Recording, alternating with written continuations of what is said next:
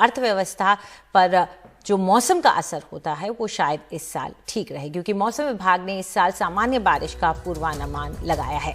मौसम विभाग ने एक प्रेस कॉन्फ्रेंस कर बताया कि जून से सितंबर तक सामान्य बारिश होगी। सामान्य बारिश देश के लिए एक सुखद समाचार है।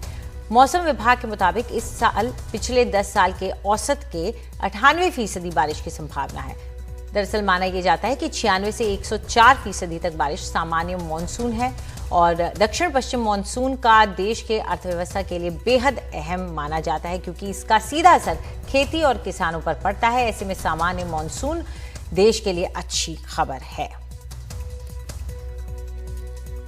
Forecast for monsoon rainfall, we are expecting rainfall over the country as a whole is likely to be normal, and quantitatively the monsoon forecast is likely to be 98% of the long period average with a modular of plus or minus 5%, and long period average is nothing but it's of 88 centimeter.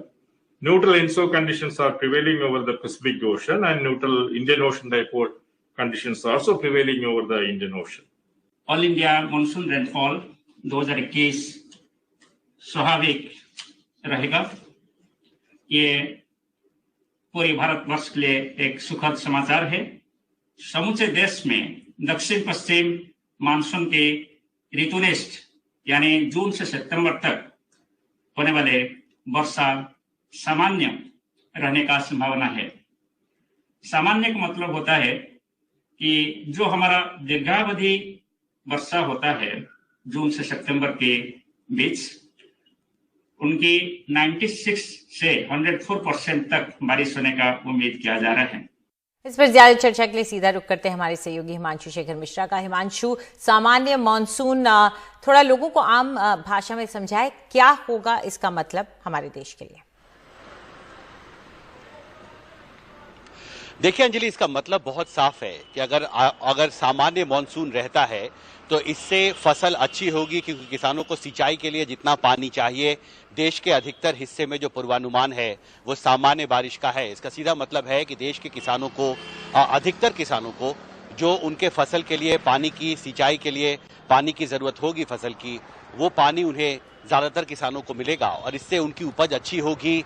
इसका सीधा मतलब है कि उनकी कमाई भी बढ़ेगी, और जब किसानों की कमाई बढ़ेगी, जो ग्रामीण भारत की जो अर्थव्यवस्था है वहां पर लोगों की परचेजिंग पावर बढ़ेगी, वो ज्यादा खर्च करेंगे और इससे अर्थव्यवस्था के लिए भी बहुत अच्छा होगा। उससे डिमांड बढ़ेगी। रूरल इकोनॉमी जो है, रूरल क्षेत्र ग्रामीण भारत में डिमांड भी बढ़ेगा उसी अनुपात में, और इसलिए मुझे लगता है कि किसानों के लिए, कृषि क्षेत्र के लिए, फूड इंडस्ट्री के लिए ये बड़ी राहत की खबर है।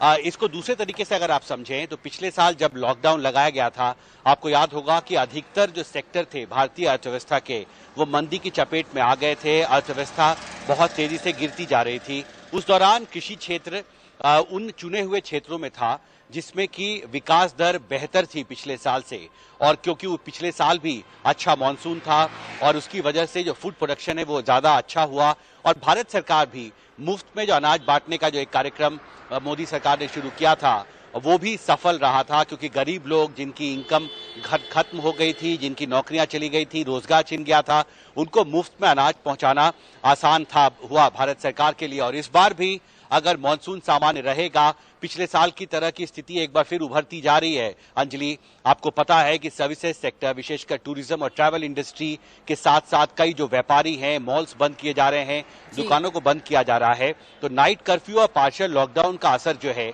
वो अर्थव्यवस्था के अलग अलग सेक्टरों पर पड़ना शुरू हो गया। हालांकि मैन्युफैक्चरिंग पर इसका अभी असर नहीं हुआ है, लेकिन जिस तरह से मॉल और दुकानें बंद की जा रही हैं वीकेंड पर, जब सबसे ज्यादा बिजनेस होता है व्यापारियों का, तो उसका एक बार फिर जो मंदी का साया है वो गहराता जा रहा है। पहले से अर्थव्यवस्था कॉन्ट्रैक्शन स्टेज में है और ऐसे में मुझे लगता है कि एक राहत की खबर जरूर है कि पिछले साल की तरह इस बार भी कृषि क्षेत्र में अगर जैसा पूर्वानुमान है मौसम विभाग का उस अनुपात में बारिश होती है तो निश्चित तौर पर कृषि क्षेत्र में ग्रामीण अर्थव्यवस्था जो है वो और मजबूत होगी इस संकट के दौर में। अंजलि, इस पूरी जानकारी के लिए शुक्रिया।